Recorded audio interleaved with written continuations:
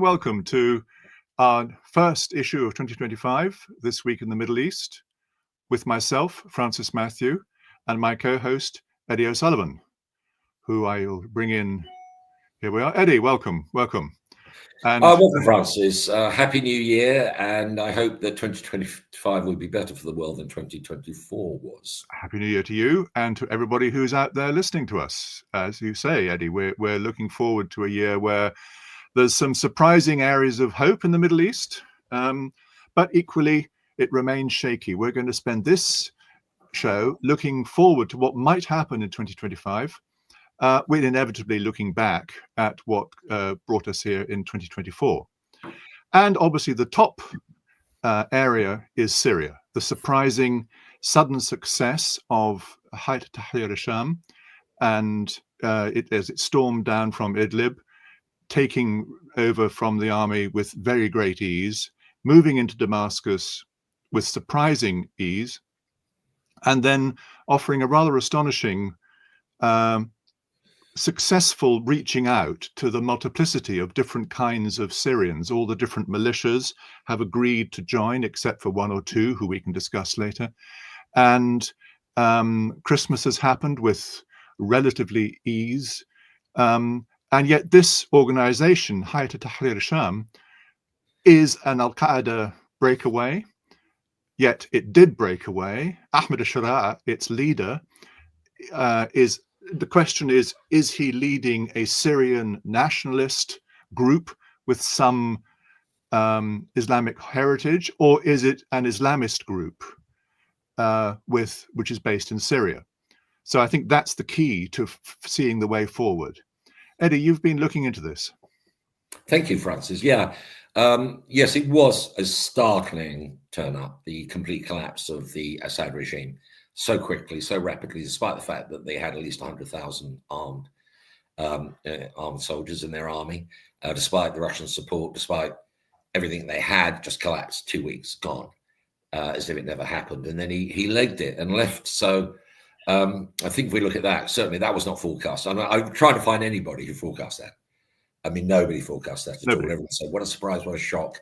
Unless the conspiracy is so massive, it seems that this was not expected or even planned for, although there are some qualifications. I think when we're looking at Syria today, I think you and I, Francis, old enough to remember Iraq in 2003. I think Libya is less of a good guide to post-regime change, reconstruction in the Arab world. But certainly the Iraq events are very resonant and fresh in our memories.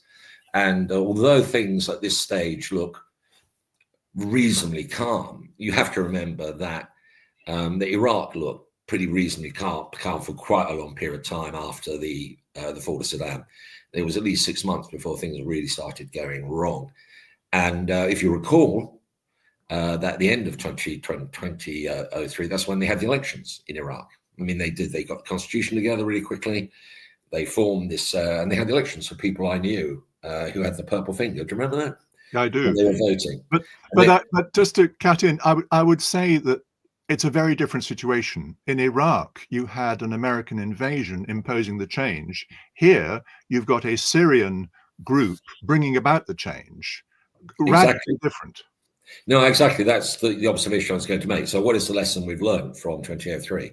What we learned from 2003 is this American colonization project, effectively that took over the whole country, with an American viceroy, a person who was completely autonomous and subject to the President of the United States, was immediately resented right across Iraq, and that led to the degeneration. Of course, the actions they took with the previous regime, now we're going to see what's going to happen in Syria on that matter, because there was an army, there was a security force, there were police, there were civil servants.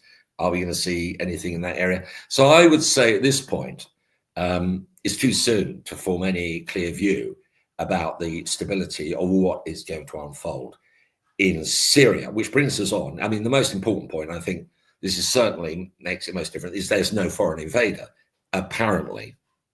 No apparent foreign invader, but we cannot ignore the influence of foreign powers on what has just happened. And there is a very strong Turkish presence, a stronger Turkish presence in Syria than there was. So the idea there was no foreign occupation may not be entirely accurate, Francis. But correct. I think the instance of Turkey and Erdogan moving south of his border is quite fascinating. However, Ahmed al-Sharaa has managed to call on give an amnesty to all members of the Syrian army. They've been lining up over the last few days, handing in their weapons, getting a piece of paper. I hope they're not being forged, but possibly possible, and which allows them to get some civilian identity. And perhaps more important, he has also managed to get all the different, but not all, he's managed to get a very large number of the militias to join in what he is calling the Syrian army, which runs under the prime minister, who is a former politician who's come in with him. And the Syrian Defense Ministry is now running this disparate collection, which rather surprisingly includes a whole host of different militias, including Hayat Tahrir Al Sham, HTS as we're now calling it. It includes the Syrian-backed Syrian National Army, which is the Turkish-backed. That's the Turkish militia which ran the two cordon sanitaire groups. It includes the Syrian Free Army, which is the group of largely Arab tribal group militias around the American base in Al-Tanf, and the completely separate group from the south around Daraa, who had, again, a multiplicity of different militias. They've all come together. I think there's about 20, 30 groups who've come in and joined in, with the single exception of the Syrian Defense Force, which is the American-backed group in the northeast, which includes a large number of Kurds. Now, that is a possible flashpoint. Well, there are already flashpoints. There's violence that's still there is violence taking place. There is clashes between the SDF up in the northeast, and there have been signs of retributory violence. I think it's. I mean, to use the word prime minister would be, I think, premature, Francis, because this is not yet a government. No, but that's what he's been called.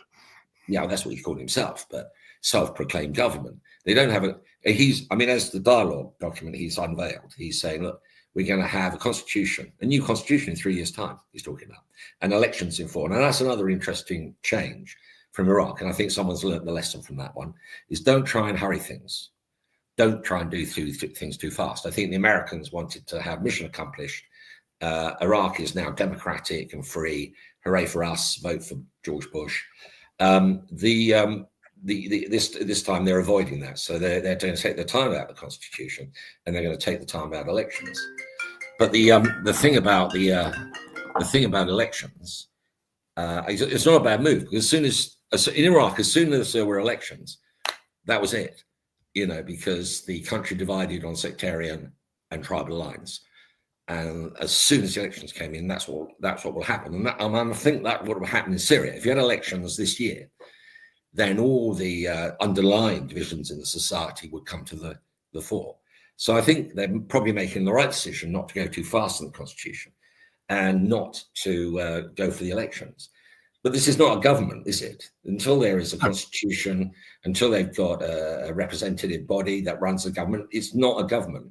And I think, this is all evidence of, people talk about prime ministers and all sorts of stuff like that. It's not prime ministers. This is an administrative structure which has been brought to power at the point of the gun. But I think it deserves a lot more credit than just that.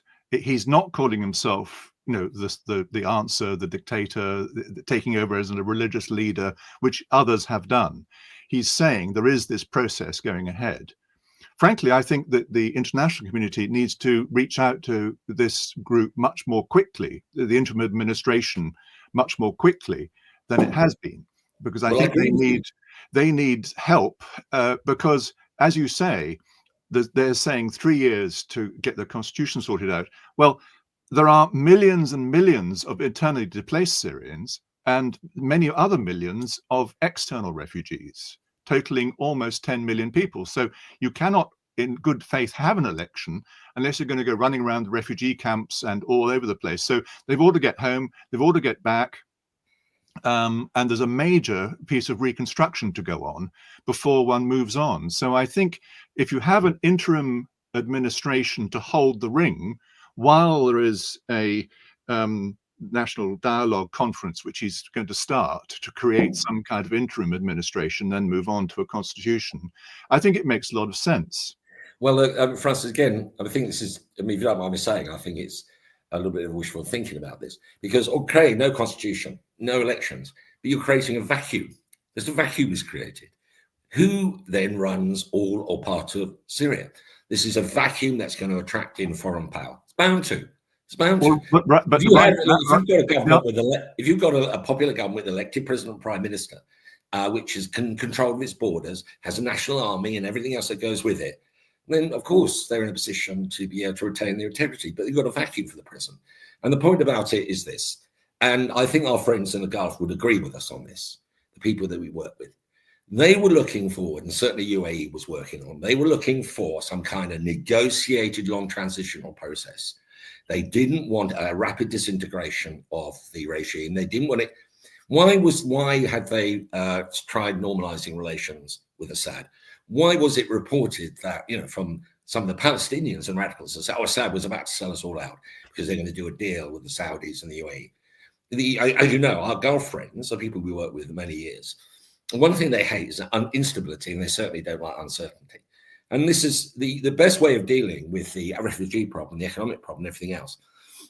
However unpalatable it may well have been, was to have some kind of recognized authority in Damascus that was recognized internationally, that had established logistics, that had control at least of key areas that we could dialogue with. I mean, even if that ugly, the face of it was going to be someone that everyone hated, it still meant a system. Now that system is gone. So it's very difficult for how do the international organizations deal with a regime that it's not got any international status? What international status does this regime have? Well, I think where you summed up there is the UAE position, that they wanted to deal with Assad. They worked hard to keep him in place. That's now been water under the bridge. He's gone. Apparently, Assad was very stubborn in those discussions and refused to take part in. The Americans and others were trying to negotiate some kind of relationship between Assad and Hayat Tahrir Al Sham. Assad was having nothing to do with it. He crumbled. And so now in the new situation, where you say you're looking for a stable government to deal with, it may not be an elected government, but it is a stable regime if it manages to stay the course. I agree. It's a question. That's a very open question as to whether this reconciliation of 40-20 militias succeeds and provides the security which is necessary. But the ministries are still there. The ministries sitting in power, water, communication, they are still in their offices. They're still doing their work. Exactly right. I mean, I don't dispute that, but the point is that if you're you work for the Department for Foreign and International Development in London, and you've been given a budget, to give to Syria, who do you give that money to? Who do you give the money to? Well, if you don't have the infrastructure in place to distribute it, you don't just hand it over to some bloke who comes along and says, "I'm actually the part of the government." You hand it over, and then you follow through, as happens so often. The UAE gave money to the Palestinians, got fed up with corruption, and then actually tracked the money through to the end where they were buying the bricks and mortar.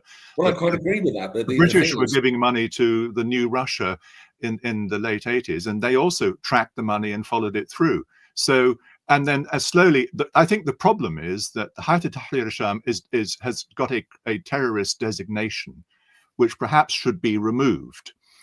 Why? Because it's now in charge of Syria. It's running a country. If like with the Taliban, you eventually develop a relationship with the people who are actually in charge. You can't close your eyes to the fact that these people are now running Syria. No, I quite agree with you there, but it does represent a complete abandonment of core Western principle. We don't deal with terrorists under any circumstances. Terrorists are bad and evil. We must fight them. But I don't want to get affected into any moral arguments. Let's look at the strategic issue. I think the conclusion is that Turkey is coming out of this looking better than anybody else. I think that is the feeling about it. We'll deal with Israel in a minute, but we can say that Turkey, of course, the principal concern for Turkey, and you've identified one of them, is the refugees. And they've got millions of refugees, and they certainly want to send them home. Yes. And this, the way things are going, that they wouldn't be in that position, or if they were going to be in that position, they wouldn't be in a position that is advantageous in the way that this situation now is. If they were dealing with the existing regime, Assad in any other form, they probably wouldn't have to get rid of them. Secondly, of course, there's the Kurds. Now, everybody thinks the key motivator for Erdogan is the Kurds. Do you think that is correct, or do you think he's got any? Do you think that isn't a primary issue for him? I think the key. The domestic motivator is the YPK, the radicals who he designates terrorists. There are other Kurds who he has dealt with in the past quite successfully. The Kurdish regional government he's dealt with quite successfully, and some parts of the group in Manbij and also in Kamishli in northeast Syria he's ready to deal with. So I think he's ready to deal with the Syrian Kurds, who are completely different from the Iraqi Kurds in the sense that they often speak Arabic. There were 2 Kurdish presidents in the past of Syria. So they have a much more established place in the Syrian milieu than external. Yeah, but you see, my point is that the Turks, I mean, the extent to which there are the Turkish army is now extensively deployed in Syria, certainly expanded. There's evidence that there are Turkish soldiers of security in larger areas of Syria than there were before. And there was this talk about, the Turkish flag flying over Aleppo. There is an historic, this idea that this was traditionally before 1918, this was part of the Ottoman Empire anyway, it was part of the Turanist domain. So I think we can both conclude, however, that the Turks seem to be, that Erdogan seems to come out of this reasonably well. Would you agree with that? No, I think Erdogan's come out very well, and he is obviously the sort of eminence grise who backed Idlib, let it flourish, supplied any essentials there. Certainly Ahmed Shara was initially very much in debt to him, but then slowly has distanced himself from the Turks. Perhaps they both agreed that they should remain friendly and do so amicably. The Turks are also... Does anybody think that this guy would be there without Turkish support? He came from the Idlib area, which was Turkish control. Does anybody think he's got independent capacity to achieve anything? He himself came from a slightly different area, but he ended up there politically, and he needed the Turkish, obviously, very much so. I mean, that's my point, is that I mean, I'd be surprised if Erdogan, the Turks, will say, well done, Ahmed, you now get your government, up to you, old chap, you can do what you like. I don't think they're going to say that at all. I think they will have conditions attached to the support, which was vital for him to have made the progress with, 10,000 fighters. I mean, they were trained in the Idlib area. These got conditions, and the condition must be, I would have thought, from the Turkish point of view, you're not going to let those Kurds, cause any trouble for us. Well, that's my feeling about it. So that's one, it's just the Turks. And the other one, let's talk about the loser, which is obviously Iran. Would you disagree with me? I think Iran has lost big time, because Iran has lost in the operation against Hezbollah, one of its more effective allies, who proved to be a bit of a paper tiger when it was decapitated and hammered by the Israelis. It's lost an ally in Assad's Syria, and so Iran is now reaching out and trying to recalibrate. So Iran has lost a lot. Okay, well, that's absolutely right. I mean, there's talk, isn't there? I mean, there's people now, next stop Tehran. Come on, guys, this is a model. See how they collapse. I bet Tehran will do the same. There's a certain amount of talk like that in Washington, and also from quite noticeably initially, some of the Al-Shara, the HTS people were saying, basically Iran is the problem in our country. It's the Iranians who caused all the problems. I think Iran's a loser, although it may be more nuanced. And let's talk about the two protagonists. So, I mean, my feeling is that, and it's been my view for quite a while, although I've hesitated to express it, is that the Palestinian situation now is completely, gone in the terms that we understood it. The two-state solution is just impossible. It's just impossible. Even though the Gulf states will be insisting on it. But it just, how on earth are the Israelis going to convince their own people to accept a Palestinian state after, what they feel about October the 7th? I can't see it. So my feeling is that we're moving towards some kind of de facto, in effect, one-state solution. In effect, one state. So although the Palestinians, you can say, are gigantic losers there, because the Hamas attack has proven to be not only terrible in humanitarian terms, but politically counterproductive, and they've lost, right. Defeated, obviously defeated, even though they will continue in a guerrilla form.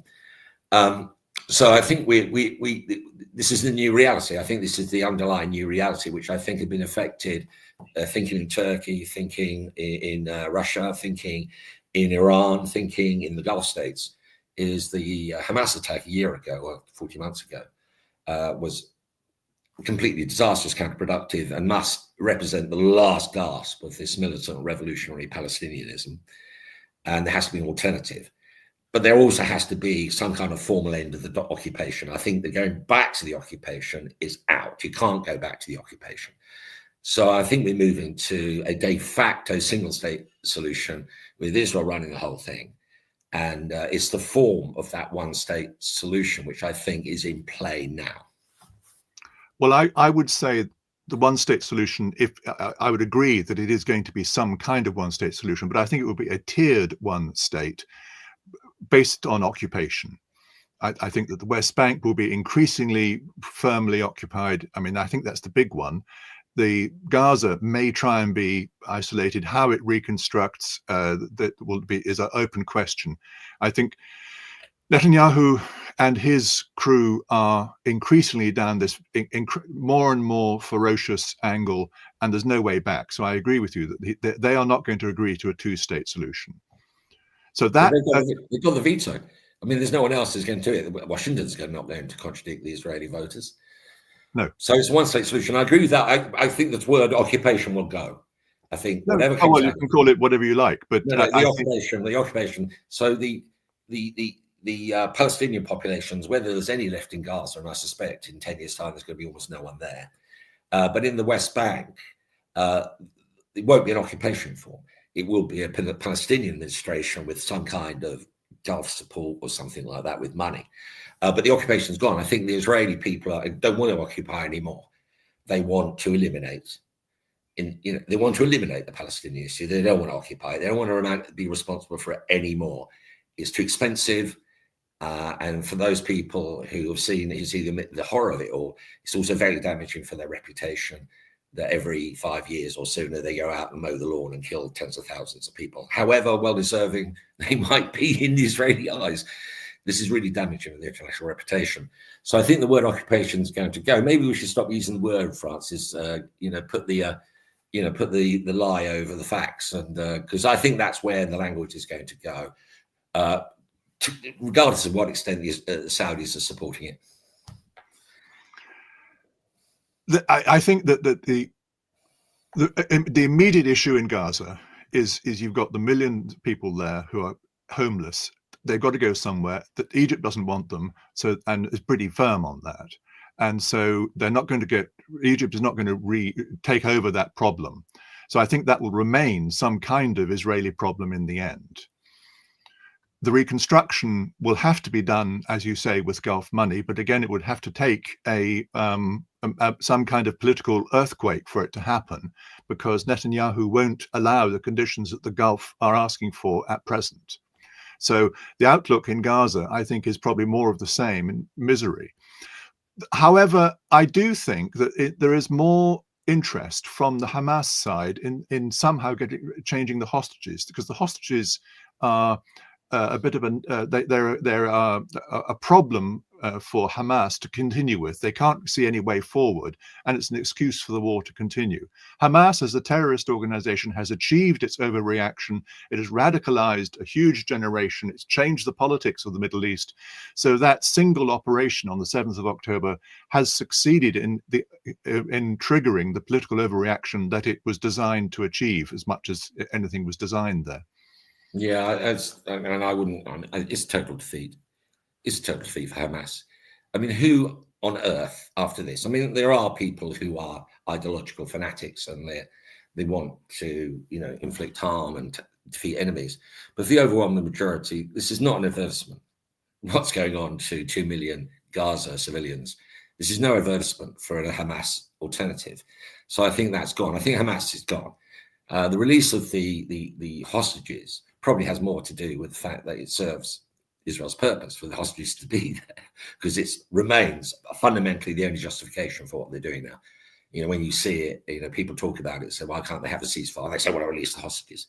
Hamas should release the hostages, or the prisoners, just release them all, and then get out of the Palestinian people's hair.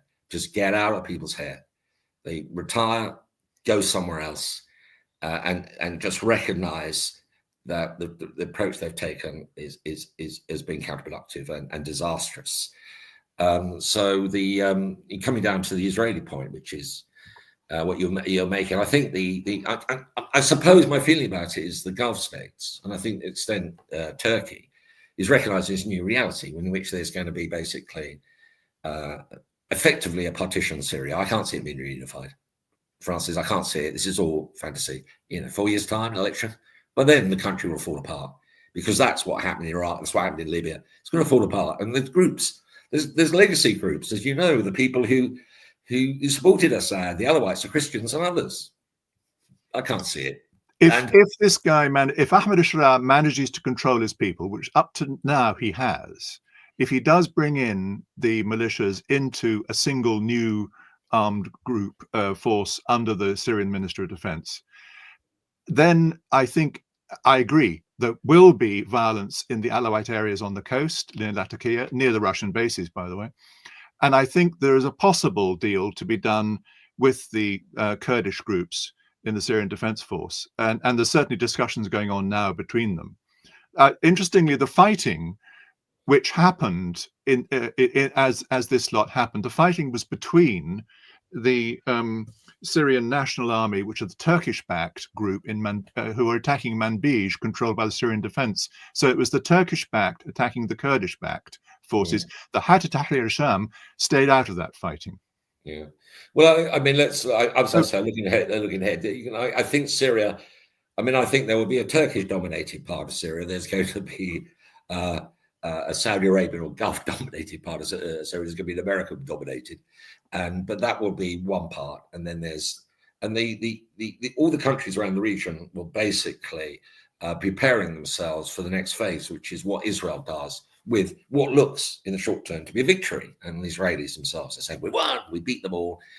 And they're going to, I think we're moving to the point where the Gulf states, not just them, will be just challenging both Israel and America to come up with a long-term solution that is in any way acceptable to anyone. And I can't see the Israelis being able to do that. The Israelis will not be able to do it. What? Several points. I disagree with you on Syria. I think Syria will achieve some kind of unitary arrangement. Why do you say that? Because it's gone quite well so far, because I think everyone is exhausted of the civil war. And I think there is possibly some kind of balance of powers between the standout defense forces with the Kurds in the northeast and the rest, who are, there's a more Syrian feel, and they've all seen the chaos which came in Iraq. As you were saying earlier, the chaos of Iraq and the split in Iraq and in Libya, they all know that leads to disaster. So well, I think that the only international force who is interested in playing there still is Turkey. The Americans are only there for one purpose officially, which is to fight Al-Qaeda. Well, that's officially their position, but I think there's more to it than that. There's probably a bit more. And the Iranians have lost their sort of toehold, quite substantial hold. So I think I foresee a more unified group. I think that the split over this will be from the Gulf, where the UAE, with its ferocious anti-Islamist position, will be left out in the cold. It was wrong-footed, having supported Assad so free. Qatar will be very much in favor of what's going on, and Saudi Arabia, who was slow to come in with Assad, will probably back Qatar quite quickly. And so in the Arab Ministerial Contact Group, which already met, they laid out a whole raft of sort of, we like this, we like this, we like this, and our aid depends on these sort of peaceful things happening. Okay, well, look, let's move on from Syria, from Gaza. The next big one, perhaps, is Trump. The new American administration is going to come in, and they will have views on some of the things we've talked about. But I think that Trump, the author of the Abraham Accords, the UAE and Bahrain making peace with Israel, one of the more substantial achievements, whether one is good or bad, people argue about it. And at the same time, he's the American president who recognized Jerusalem as the capital of Israel, recognized the annexation of the Golan Heights. And so he's proved himself to be both very Israeli and very pro-Israel, and also is ready to work. So maybe the Gulf are ready to do a deal with him again. They are very happy with him because he was also ferociously against the JCPOA treaty, with the nuclear treaty with Iran.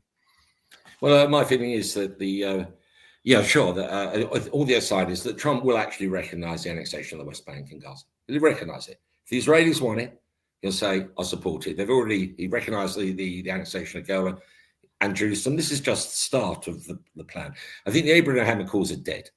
DEAD, dead. I mean, people are going to put, say they're not. They are dead. They were killed by the 7th of October. You can't go back to what that was, because the polarization in the region is now enormous at a popular level and an emotional level. It's just impossible for normalization to take place with Israel on the terms that the Abraham Accords assume. What's going to happen, I think, is the Americans are going to go full steam ahead with their pro-Israel policy. Look at their cabinet. Look at, the AIPAC was bragging that we've got more pro-Israel members of Congress than we've ever had in history. They've got complete control of the legislature. And I think there's going to be no stopping America recognizing effectively, to the extent that it can, the annexation of the West Bank and reconstruction. So the issue is going to be how is Saudi Arabia in particular going to react to that? And Saudi Arabia, I think, is preparing to say, that's no good. I think they're preparing to fall out with Trump. I think they're prepared to do it. They say that is not acceptable. You go ahead with the annexation and do that. We're not going to have anything with you. You can do it if you wish, but that's it. I think that Saudis are preparing to do that. There's all this stuff in the background. They see Seymour Hersh in a chat with Israelis. The Saudis are about to do the deal. I think it's absolutely impossible for them to do it. How can they do it when millions and millions of Palestinians are in the condition they are? I just don't believe they can do it. And I think, well, I'll tell you how I see that deal happening. That the big deal, which the Biden administration was talking about, which a full-on defense treaty in return for a full-on recognition with Israel, and the Saudis then added in some kind of two-state solution. I think that won't happen. Impossible.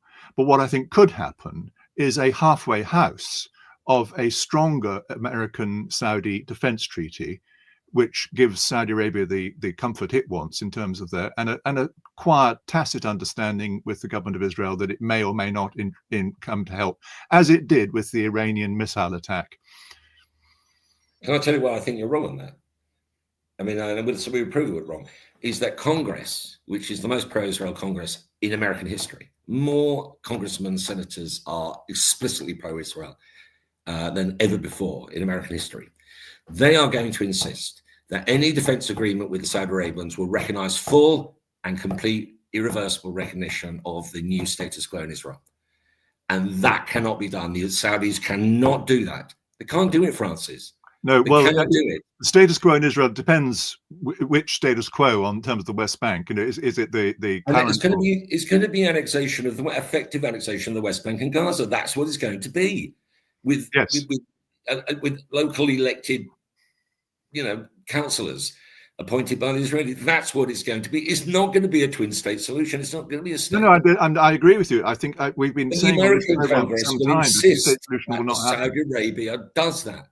You're not going to invest unless you do it. You're telling me that the Congress, which has got more pro-Israeli people in it, in your history, are going to say to Saudi Arabia, yes, you're going to have this defense deal, which effectively means we're giving you the kind of defense umbrella we're giving to Israel. Exactly the same. As I said, I don't think it's going to get the full deal. I think it'll go to a halfway point. Well, the halfway point is interesting. No. The thing, look, the thing about a deal like this, you can't have a halfway defense deal. Either you're going to have a NATO deal, which is a collective security arrangement in which everybody's in if you're attacked, or you don't have one. No, you can be an ally and say that if you are attacked, we will help with support. If you are attacked, we will help with command and control. If you are attacked, we will send weapons. So there is a possibility. If you're attacked, that means we also send American servicemen to die. That's what it means. Not necessarily, but it depends. Well, it invariably does mean it, because that's. I think as much as there is going to be a deal on Saudi Arabia, I think that's possibly it. Now, for our last topic, because we're coming to the end of our time, we're not agreed much here, Francis, which is good. That's fine. We're not supposed to agree. We're supposed to be intelligent and have conversation. Now, the long-term Iranian foreign minister under Rouhani, Javed Zarif, who is now Pezeshkian's Vice President for Strategic Affairs. So he's a foreign policy hardcore guy for a long time. He has written rather extraordinary venue. He's chosen The Economist, of all places, to write a letter calling for a Muslim West Asia Dialogue Association. He's looking, this is part of I mentioned it earlier, Iran recalibrating. He's trying to reposition and create some kind of regional entity. Who does he suggest should be in the Muslim West Asia Dialogue Association?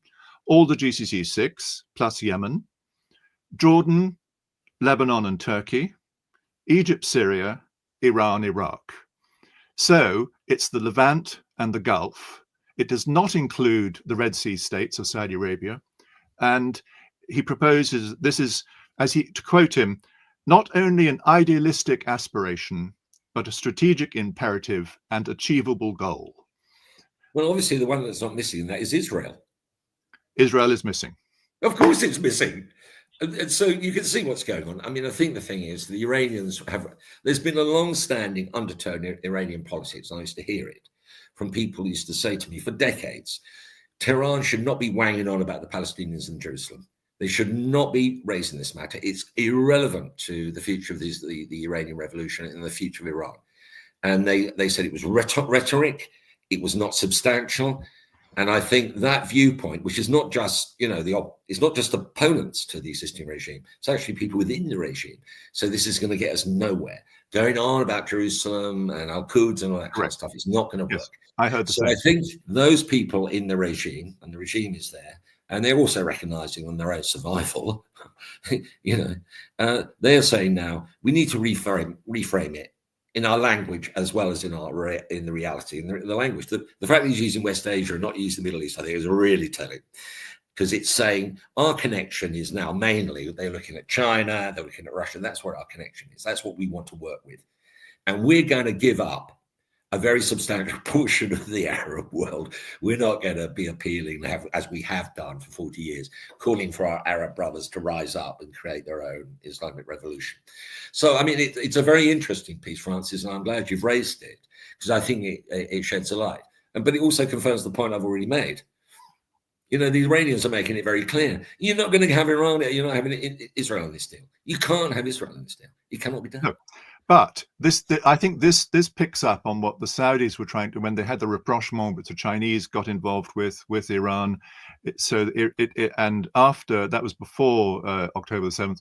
Now, after all this, and their losses in Syria, their losses in Hezbollah and their various allies, say there is some kind of end of the fighting, even the Houthi will back off. They are basically, I believe, to be a more Yemeni focus than anything else.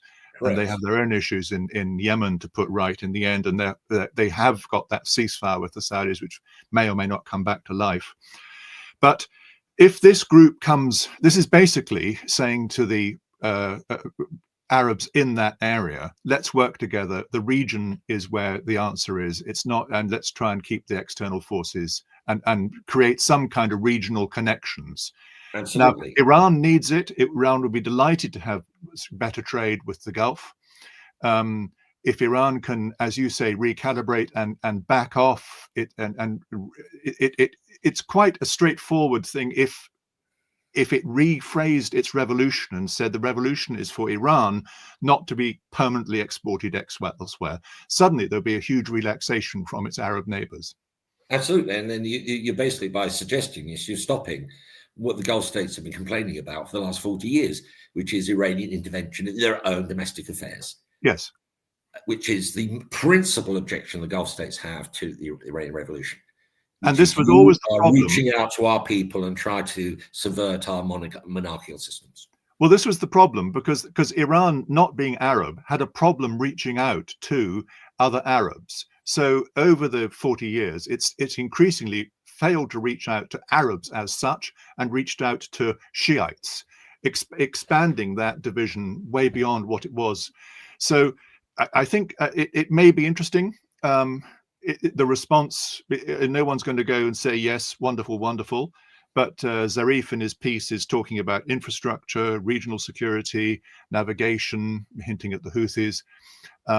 He's talking about all sorts of economic and mutual benefits, which for a long time they have been saying, so that the Gulf, whether it's a Persian Gulf or an Arab Gulf, simply becomes the Gulf where everybody can rally around.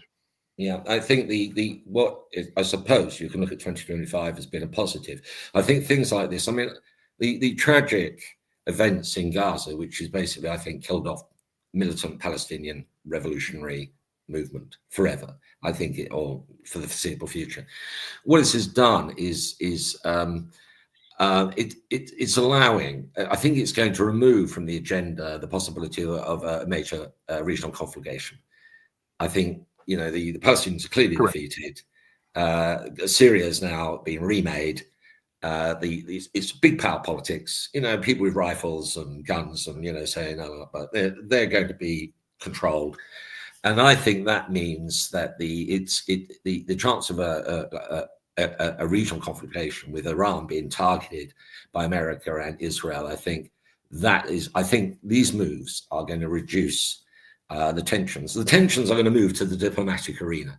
The tensions now, I think it's inescapable. The Saudi Arabians are going to have, they will not be able to have avoid a confrontation with the Trump administration. I think it's impossible for them to do it. That's interesting. No matter how much they love the guy. I wait to see. I think that their history means that they're likely to confrontation. I doubt, actually, but they are diplomatic. It's a diplomatic confrontation. Yeah. And the Saudi Arabians have a lot of resources. I mean, back in 1945, February 1945, 80 years ago next month, February 1945, President Roosevelt on the way back to Yalta, from Yalta, stopped off deliberately in the Suez Canal under British jurisdiction, and they did the historic deal with King Abdulaziz, which is basically oil security arrangement. But all through that, the 80 years, there's always been cankers. Nevertheless, going through the 56, 67, 73, went on and on and on. But I think that it's not going to be a matter of oil war or finance war, all the language that was used. It's going to be a straightforward diplomatic disagreement. I think and that's the Saudis right. are going to say, we just don't agree with what you're doing, and this is the reasons why. And there's going to be a price for us for making that position. We know that. But there's also going to be a price for you, not least. Who's going to rebuild Gaza and everything else? Who's going to do this? And we've got trillions of dollars of investment money, and we're not going to put it so much in America anymore. We are not going to cut it all off. I think you have a point there, because the time when Roosevelt and King Abdulaziz were making their deal, America did rely on Saudi Arabia for oil. Now, America is much less reliant on Gulf oil, and Saudi Arabia is much more reliant on China and the Far East as their primary source of the big difference sales. Between now and 1945 is that Saudi Arabia is an infinitely more powerful country. Yes. It's then it was just oil and there was very little else, and the Islamic connection. Now it's got its industries, it's got a banking system, it's got a financial system, they own football clubs. You know, they're going to run the World Cup. This is now a proper country where it was at 1945. And I think a proper country, and Saudi Arabia was trying to be a proper country, although, you know, there's things about it which you'd say disqualify it from that. Proper countries know what their interests are, and they play through diplomatic channels. You know, and there are going to be times like Britain and European Union. I mean, that's what happened. We put out the European Union, and that was a huge rupture. But nevertheless, people just got on with it, didn't invade or shoot each other or anything like that. And they said, we disagree on that matter. And I think that's the more we move into, which is a better way to proceed, though, you know, the more than a more. And on that happy note, I think we pause and say we look forward to 2025. And as Eddie hopes, we're going to have more talking than fighting. So, Eddie, it's been great. You've heard two quite distinct views there. Is Syria going to survive as a country state, or is it going to split? Okay, I found this on the web. For is Syria going to survive as a unitary state? And is is Iran going to come back into some regional operation? What's Trump going to do? Is Turkey the power that we both think it might be, or is it not? Either way, we look forward to hearing from you. Please tell us what you think. Come back. We like to frame our shows on what you tell us. So now we look forward to 2025. We wish you well. Kulasana wa tayyibin. All the best for the new year. And thank you very much.